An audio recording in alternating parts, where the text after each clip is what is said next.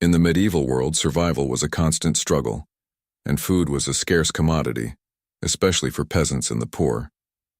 Meals were simple, often repetitive, and made with the cheapest and most accessible ingredients, turning daily sustenance into a fight against hunger. The channel, The Lost Taste for Centuries, will take you on a journey through the forgotten meals that were the foundation of the diet for the poor in the Middle Ages. Get ready to discover the simple yet ingenious dishes that ensured survival for millions over the centuries. We'll explore 15 of these dishes that defined an era but have long since been forgotten. Pottage. The common meal pottage was the most common and fundamental dish for the poor in the Middle Ages. This thick soup was cooked in a cauldron over a fire and could be made from various ingredients such as oats, barley beans, and dried peas. The key to pottage was its adaptability. Any vegetable available in season, such as cabbage, onions, leeks, and turnips, would be added to the cauldron. Often leftovers from previous meals were thrown in, making it a true blend of scraps and improvisation. Meat was rare, except for special days, and the most common meat would be salted or dried when available. It was a nutritious meal but often lacked flavor or variety. However, it provided the calories and sustenance needed to fuel laborers. Dark rye or barley bread. The poor's bread in medieval times. Bread was a clear symbol of status. For the rich, white wheat bread was the choice, but for the poor, dense, heavy, and dark bread made from cheaper flours like barley, rye, or oats was the staple. These breads were dense, heavy, and dark, a representation of what the common folk could afford. Additionally, the flour was often mixed with ground peas or husks to stretch the dough. The bread wasn't just consumed on its own, but also served as a plate for pottage, soaking up the broth and turning into an improvised meal. Dark bread was, in fact, a reflection of medieval hardships, yet also a testament to ingenuity and adaptation in the face of scarcity. Gruel. The medieval breakfast gruel was a simple, watery, and cheap porridge made from oats or barley boiled in water. This porridge was one of the most common meals, especially in the morning when peasants needed something to give them energy for the hard work ahead. Gruel was an inexpensive, easy-to-make option that provided essential calories for long working hours in the fields. Its consistency was thin, and often it had little flavor with no spices or additions. However, for the peasants, flavor wasn't the concern. What mattered was survival and sustenance. Gruel could be supplemented with small bits of vegetables or even milk or whey if available. Peasant cheese and dairy, the food of those with livestock for families who owned a cow or a few goats. Milk was a vital resource, not only for direct consumption but also for making simple cheeses and butter. Peasant cheese was a basic version of cheeses like ricotta or fresh cheese. This type of cheese was easy to make, required few ingredients, and could be stored for some time. Whey, the liquid left over from cheese making, was also a common drink. Additionally, butter made from the cream of the milk was a valuable addition to the diet, although it was a luxury reserved only for times of good milk production. These dairy products were important sources of protein and calories for those who couldn't afford more expensive meats. Eggs and poultry. In medieval times, chickens were kept primarily for their eggs, making them one of the few consistent sources of protein for peasants. Eggs were consumed in various ways: boiled, fried, or even added to soups and pottages. The meat of the chickens, however, was a rarity, only consumed on special occasions such as religious feasts or when the hen stopped laying eggs. Eggs were one of the most accessible protein sources for the poor, and thus a vital part of their diet. On the rare occasion when peasants could eat a chicken, it was considered a celebratory meal, a true luxury for those living in difficult conditions.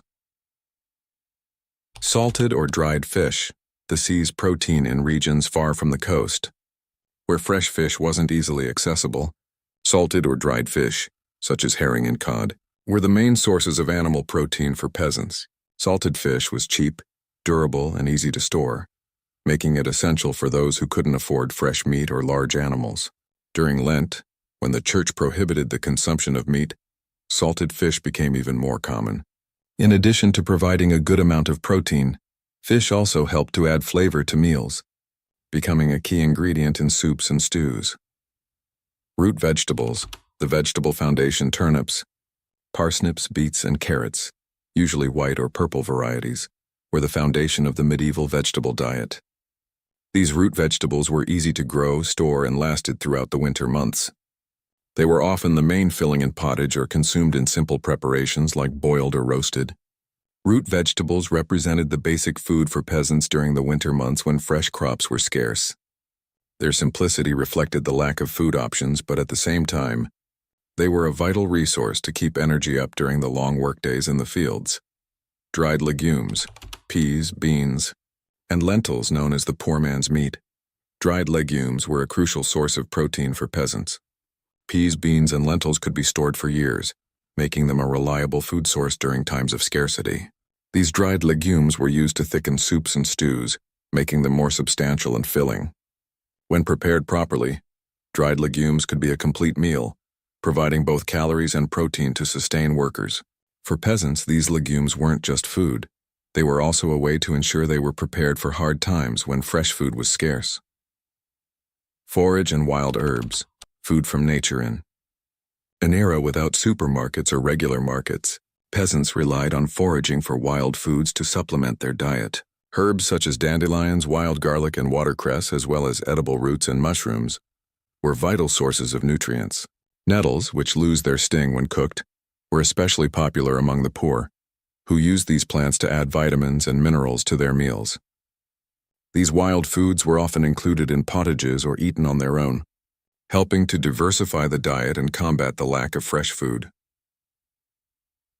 Offal and meat scraps. The full animal, when an animal, such as a pig, was slaughtered, no part of it was wasted. For the poor, offal, such as intestines, liver, heart, and kidneys, was a crucial source of nutrition. Even the blood was used as it was turned into black pudding, a type of blood sausage that was fried and eaten. These lesser parts of the animal were seen as essential food for peasants, providing protein and calories at a very low cost. Although not considered refined dishes, offal meals were a vital way to ensure that nothing went to waste. Seasonal and wild fruits, a sweet, temporary relief. Fruits weren't consumed daily, but were still important in the seasonal diet.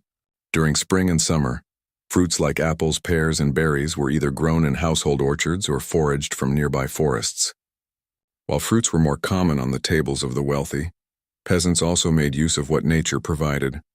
Apples, which were easy to grow, and wild berries like raspberries, strawberries, and blackberries were eaten fresh when available and stored in other forms, such as dried or preserved for the winter. These fruits provided a sweet relief from the heavy, monotonous diet of grains, vegetables, and roots, and also offered important vitamins and fiber. Humble pie.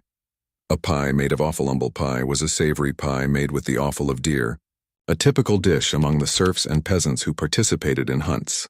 While the meat from the deer was reserved for the nobility, the serfs who hunted or accompanied the hunt often received the offal of the animal, heart, liver, lungs, etc. These offal parts, called umbles, were cooked with spices and incorporated into a pie.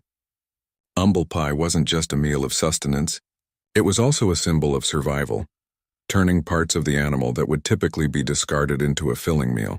The pie made from offal became a peasant delicacy, though it was considered less noble due to the use of the less desirable parts of the animal.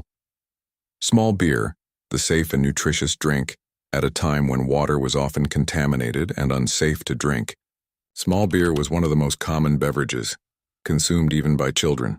This low-alcohol beer, which usually had less than 2% alcohol, was safer than water, and as a result it was consumed in large quantities throughout the day.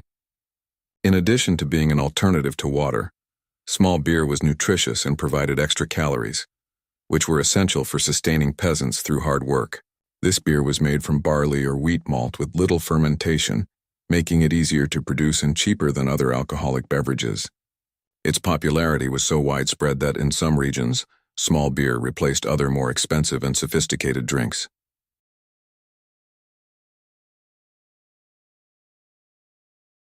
14. Acorns, the desperate food. During times of extreme hunger or when crops failed, peasants would turn to desperate foods. Acorns, the fruit of the oak tree, were an example of this. Acorns were ground into a bitter flour that had to be soaked for hours to remove the toxic tannins before it could be used to make bread or porridge. Although acorn flour was quite indigestible and bitter, it provided carbohydrates, making it an essential resource during tough times. The use of acorns as food was a survival solution for many communities during famine crises.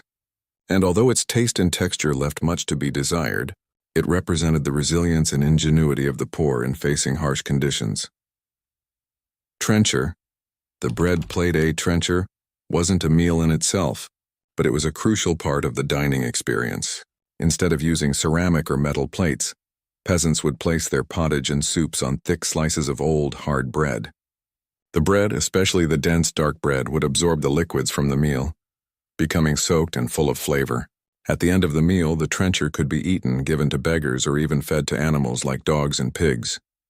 This improvised plate was a way to avoid waste, and it also reflected the peasants' relationship with food. Every bit of bread had a purpose, right down to the last crumb. The food of the poor in medieval times was undoubtedly harsh and limited, but it was also a testament to the resilience and ingenuity of those who fought to survive. The 15 meals we've explored, from simple pottages to improvised dishes made from offal and wild herbs, show how human creativity could turn basic, often unappealing ingredients into food that ensured survival in difficult times. While many of these dishes have faded into obscurity, they are a reminder of the perseverance of past generations. The history of medieval food teaches us to value what we have and recognize the importance of preserving the flavors and practices that shaped the lives of so many people. At The Lost Taste for Centuries, we will continue to explore these forgotten food stories so we can rediscover and honor the tastes of the past. If you enjoyed this journey into the history of medieval food, don't forget to like and subscribe to The Lost Taste for Centuries.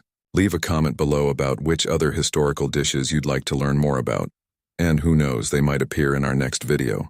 See you next time, and remember, the history of food is more than just what we eat. It's a window into the past that shaped who we are today.